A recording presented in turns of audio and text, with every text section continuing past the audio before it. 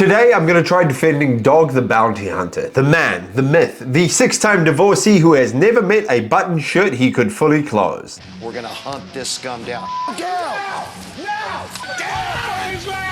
You give her up, that's it! That's Dog! Yeah! You That's just Dwayne. He's got a soft heart. Dog is the alpha male of all alpha males, a man who treats sunglasses as a permanent facial feature and indoor lighting as something that happens to everyone else. A man that looks like an ashtray has come to life and wants to speak to me about Jesus and my kids. Not only worth your time, he's worth defending.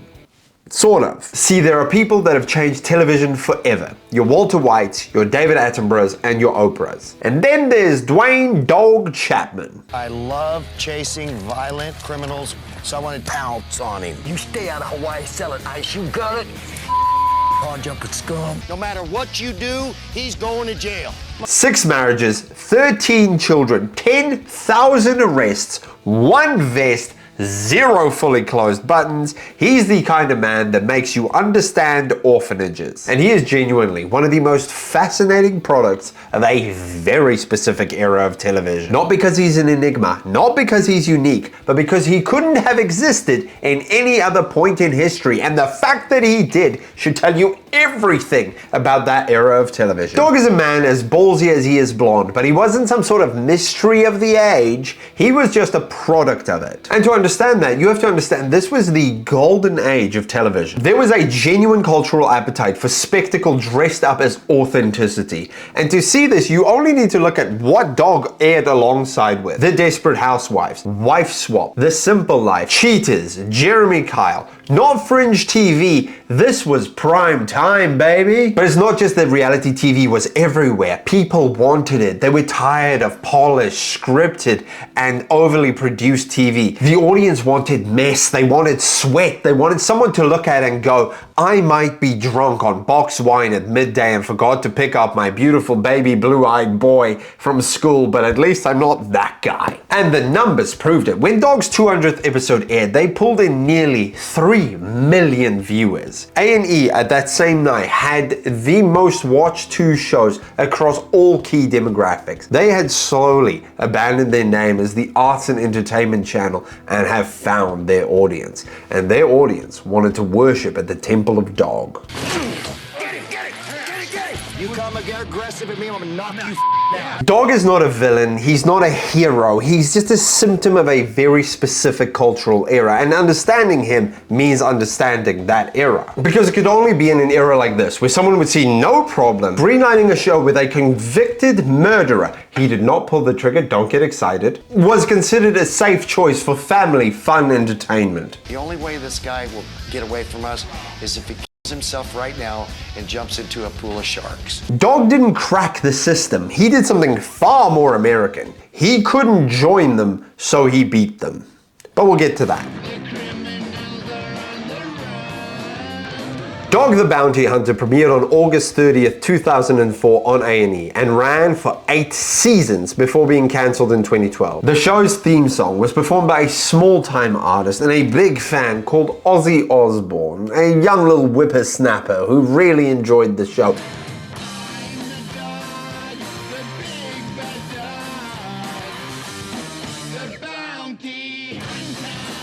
The show follows Dog, his wife Beth, and their team as they track down bail jumpers across Hawaii and Colorado, apprehending them, praying over them, and occasionally delivering unsolicited life advice to people who are lying face down on the floor. Where's your gun at? You cannot win the heart of a girl by being mean to her. That is not how you win a heart of a lady.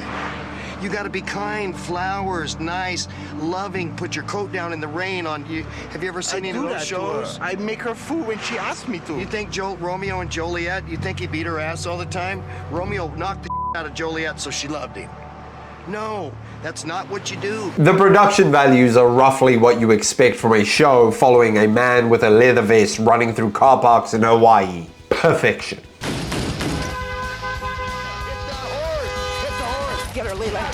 Well, we'll just have the police come search you. You'd rather have that? Some highlights include an episode where Dog approaches a group of drug addicts, or connoisseurs if you're French, and makes them smash their pipes on the ground. This is presented as a positive development. Dog is not a police officer. He has no legal authority to do this, so the fact that they did either speaks to the man's presence or to the sheer bewilderment at what they were experiencing. That they just decided just then and there, the crack's not worth it. There's an episode where Dog visits a theater show put on by a group of monks as they discuss their culture and spiritual practices at length. The discussion is mainly about Dog. There's an episode where Dog yanks a man face first into the ground during an arrest with the commitment that can only be described as enthusiastic. Someone had pounced on him. Where's your gun at? The man had it coming, allegedly. And Dog had the energy of someone who had been waiting for this moment specifically. And then, the accessories. Oh, the vests, the badges, the sunglasses at night, all the time, indoor, outdoors, in rooms where sunglasses don't serve any practical. Dog understood before most people that in this era of reality TV, that if you committed to the bit hard enough, the cameras would just follow. Let's talk about who Dog Chapman actually is, because it's a lot more interesting than the show lets on. Dwayne Lee Chapman was born in Colorado in 1953. At 15, he joined an outlaw motorcycle club and ran away from home. By 23, he was present at a drug deal gone wrong in Texas, where a man got shot and killed. Dog was outside in the car. He didn't pull the trigger, but with the law there at the time, he still got charged anyway. Accessory to first-degree murder, where he went to Texas State Penitentiary for 5 years, where he served 18 months. In prison, Dog worked as the warden's barber, which made him friends with every guard in the building. When an inmate tried to escape, Dog tackled him, not because he wanted to help the guards, but because he didn't want the man to get shot in the back.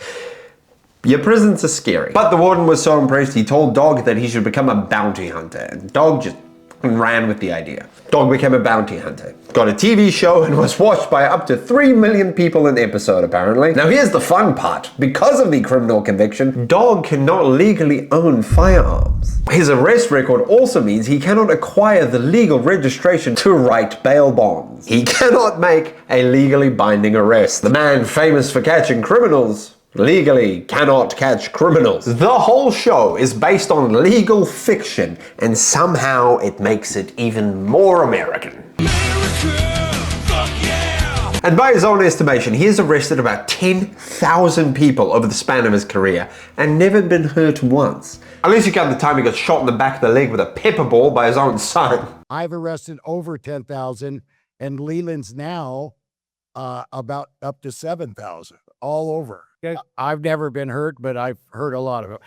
No, don't tell him that. One time we were standing. Listen, this is. Oh yeah, we were standing, get ready to make entry. Switched it from safety to fire, and automatically it fired around and shot him right in the back of the leg, right on camera, and it was point blank range. And that sucker, I knew, man. Oh, I just saw it, and I was like, holy shit, I just shot my dad. He has this habit of delivering life advice to the people that he arrests, especially about how they're behaving and the example they're setting for their children. Talking about the importance of setting a great example for these kids and being present in their lives, and he does this with complete sincerity. Dog has 13 children.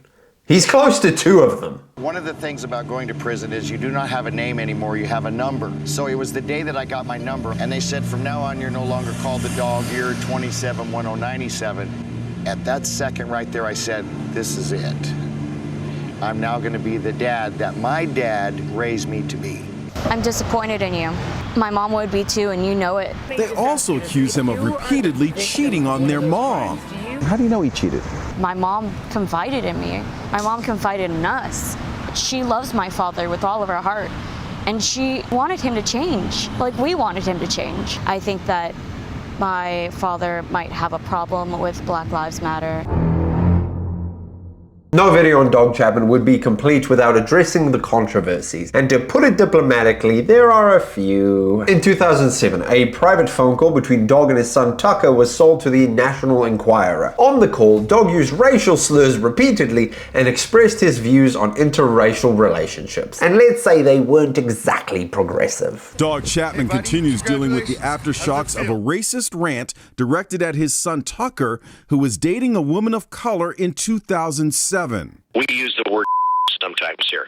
I'm not going to take a chance of losing everything I've worked for 30 years because some heard us say I'm still to this day disgusted that that even came out of my father's mouth. A&E suspended production of the show pending investigation. Dog's defense, delivered publicly with apparent sincerity, was that no black person had ever told him that they were offended by the word. The same way no oven has ever told me not to touch it when it's hot. Not cool, dog. Over 6 times during that call, you used the N-word. Yes, sir. Why were you using that word so freely? Well, I thought I had a pass in the black tribe to use it, kind of like Eminem. Who gave you the pass? The brothers. My pass expired for using it, but no one told me that.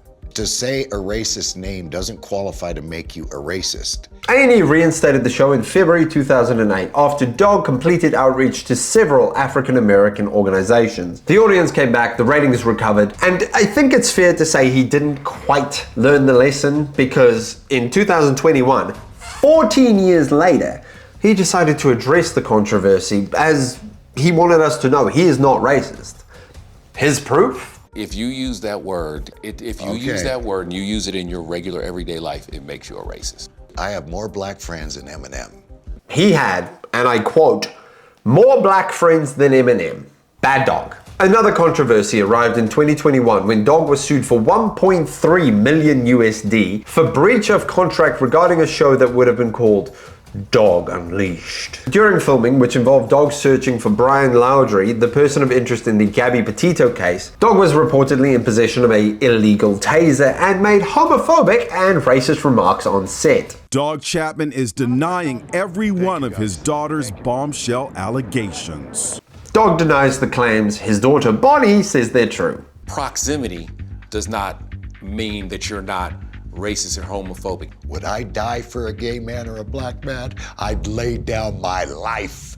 The show was cancelled before it aired. American woman! Now we need to talk about Beth. He's nasty and he's aggressive. I'm not coming in. Well, I'm not coming over there.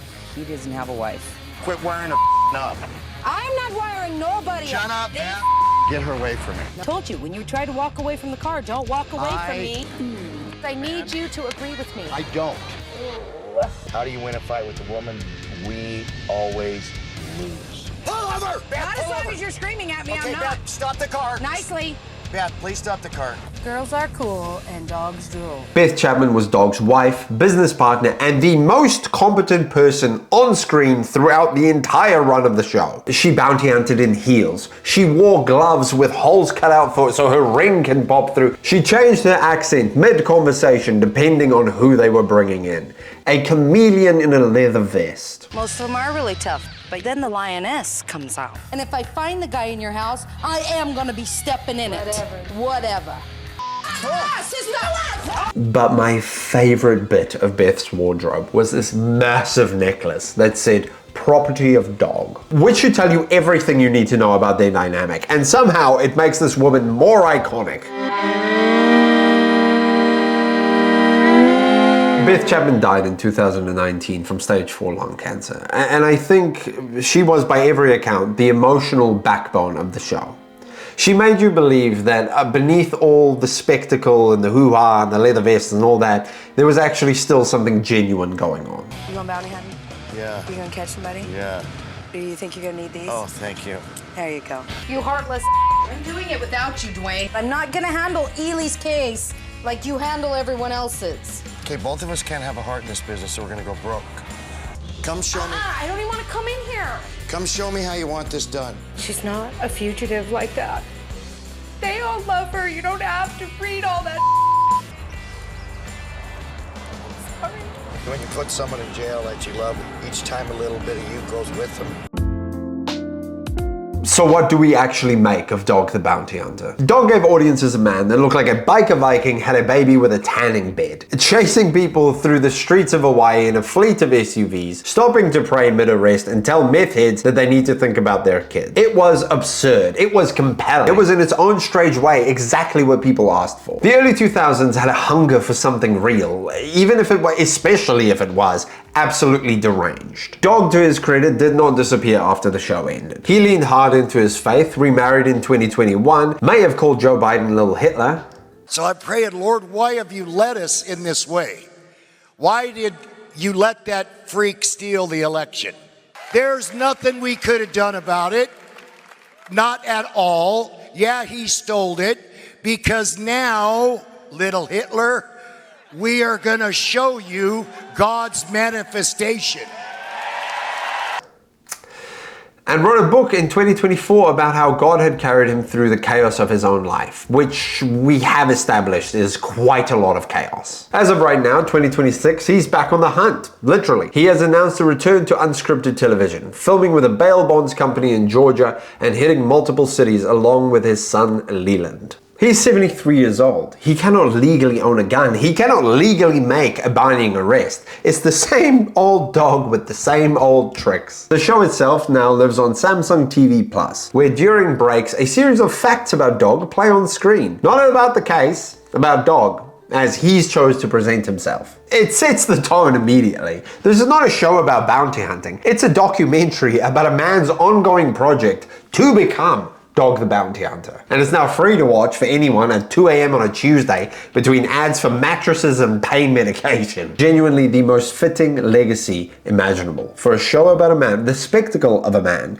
refusing to accept that the moment has passed. Because that's the thing about Dog Chapman. He wasn't extraordinary, he was inevitable. The early 2000s created a specific cultural appetite for mess, for swagger, for someone to show up and look the camera dead in the eye and say, I am here, I am the main character. And Dog is simply the man that showed up to fill that role. Any era gets the television that it deserves, and that era got Dog. So in defense of Dog Chapman, not the man, not the behavior, the phenomenon, I'd argue he's the most honest thing reality TV has ever produced. He showed you exactly who he was. People just happened to be watching.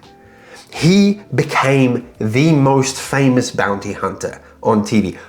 A convicted felon on A&E. That's as crazy as the star of The Apprentice becoming the president. Oh wait,